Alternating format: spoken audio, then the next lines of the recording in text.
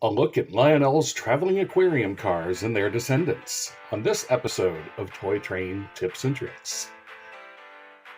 In 1959, Lionel's design team went fishing for a new operating car design. Literally, the number 3435 Operating Traveling Aquarium Car used a mechanism similar to the 3444 Animated Gondola Car to create the illusion of swimming fish inside a boxcar with special display windows on each side.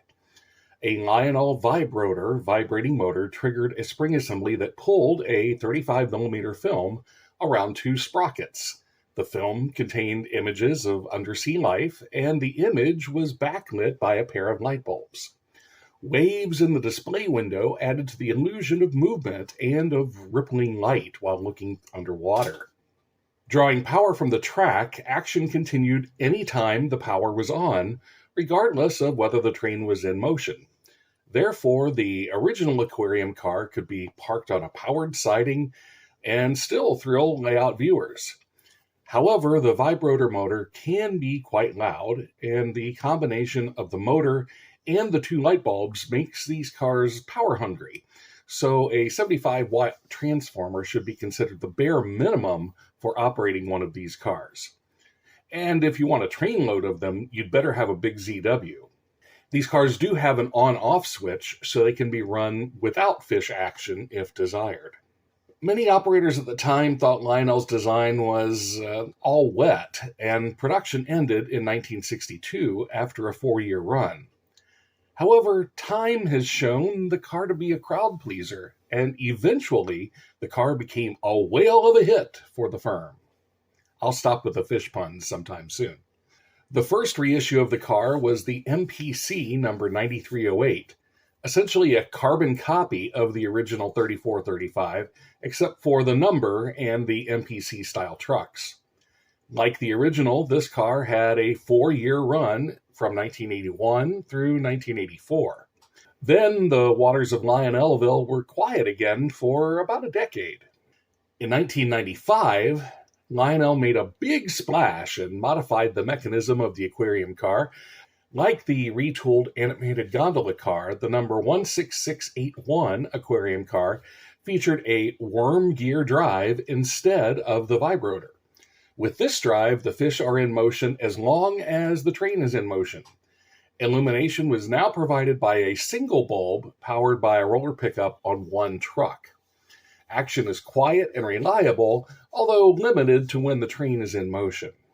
As with the Animated Gondola Car, this new drive system led to an explosion of aquarium cars, with no fewer than 50 different variations having been made since 1995. In addition to the aquatic cars, some aquarium cars now feature Christmas or Halloween scenes, various licensed characters, or anything else Lionel's designers wanted to showcase with motion. Let's take a look at a 1996 version. Okay, so turning here to our 1996 Lionel catalog, and here we have number 3435, the Gilfin's Trout Ranch Aquarium Car.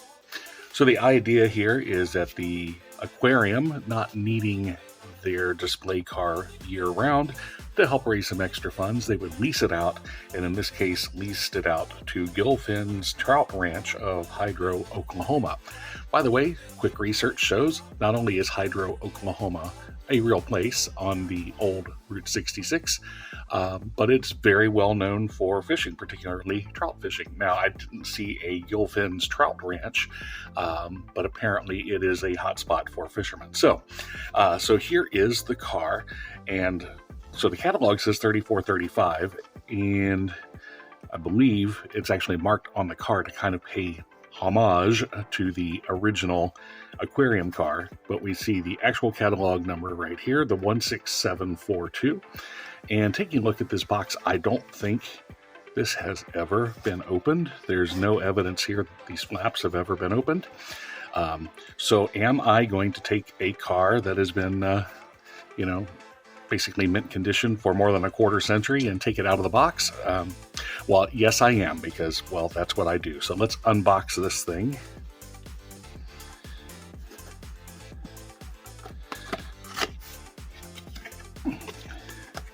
recycled. That was a sign of the times, starting in the 90s. And let's see what we've got.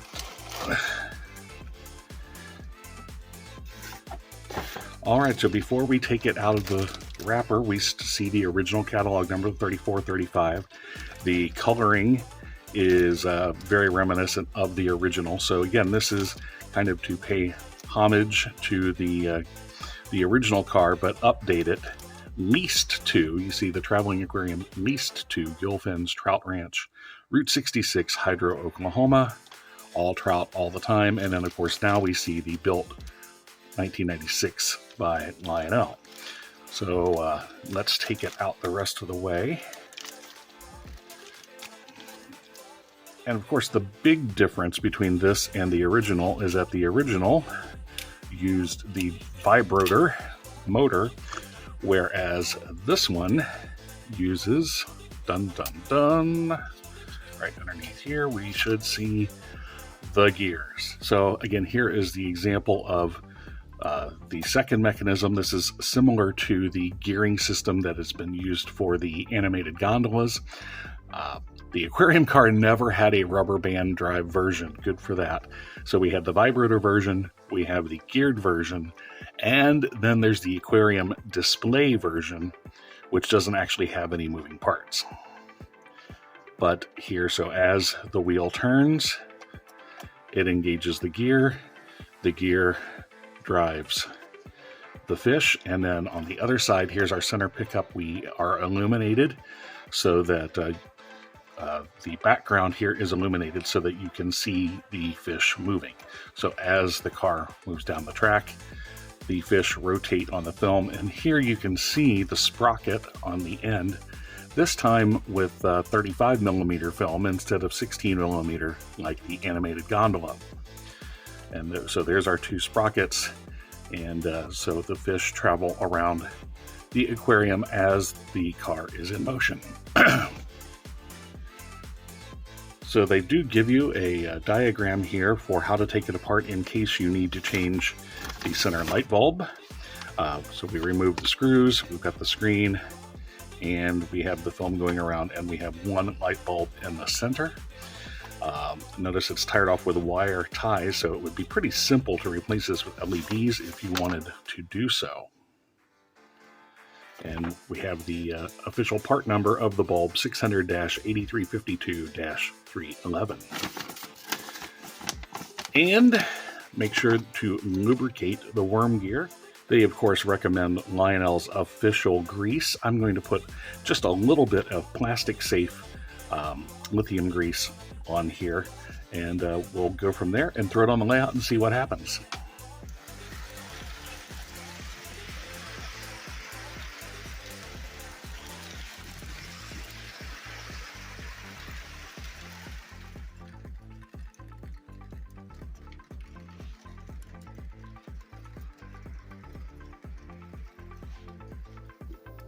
Okay, so as you can see, the light is independent of motion, and you saw it flickering a little bit.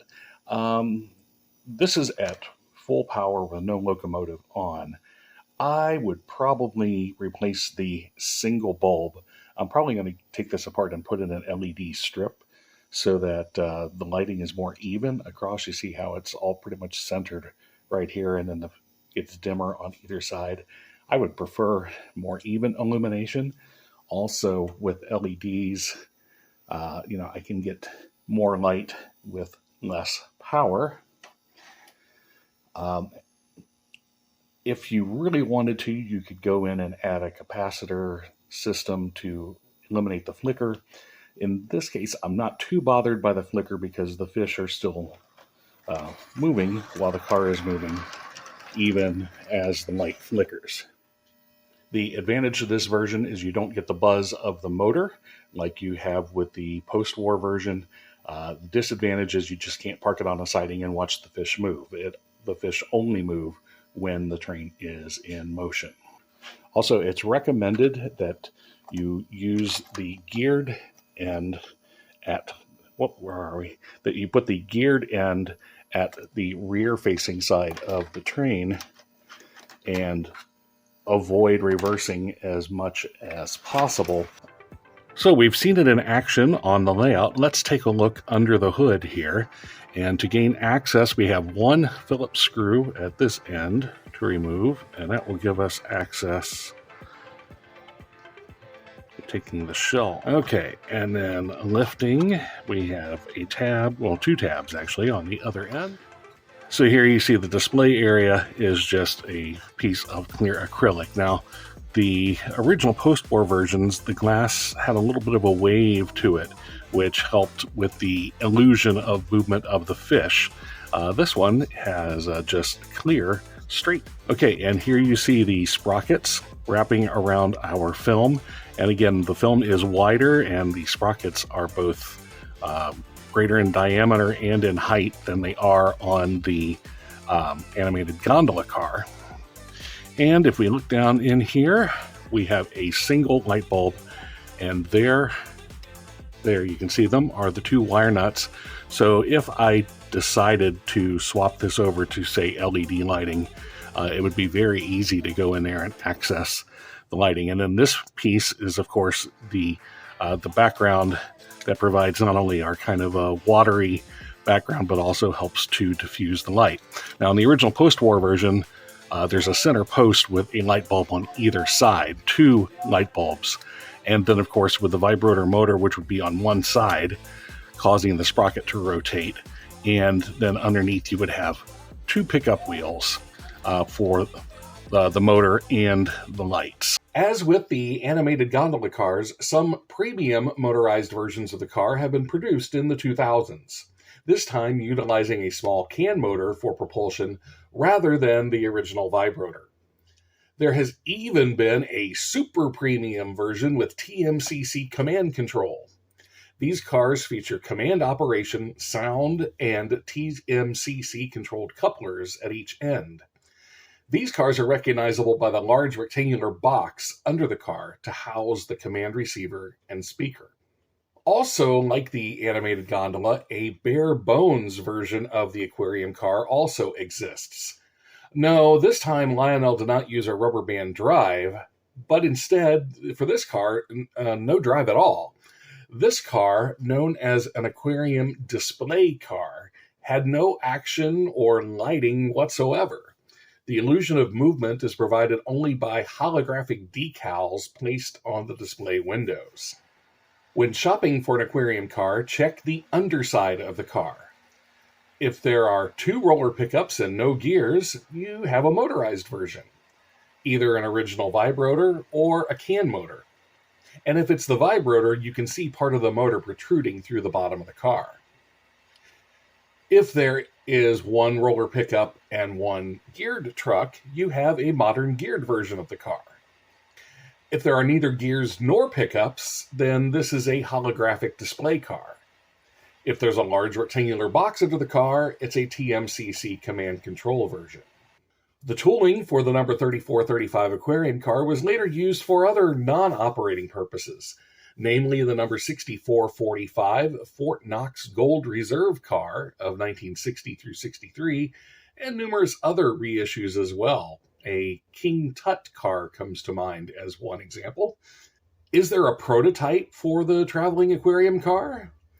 Well, there are specially designed railroad cars for transporting fish and other aquatic life.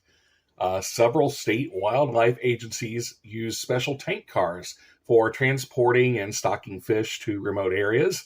And additionally, Chicago's Shed Aquarium has used several refurbished passenger cars to transport marine life long distances in style. One of these cars, the Nautilus, is currently on display at the Monticello Railway Museum in Monticello, Illinois. However, these cars are for the transport of fish, not for display. An actual traveling aquarium display on rails, well, that would not be practical in real life. But in Lionelville, anything is possible, right? I hope you've enjoyed this video as much as I've enjoyed making it, and if so, please like it, share it, subscribe, and tell your friends and neighbors. Keep your trains running and your fish swimming, and we'll see you next time on Toy Train Tips and Tricks.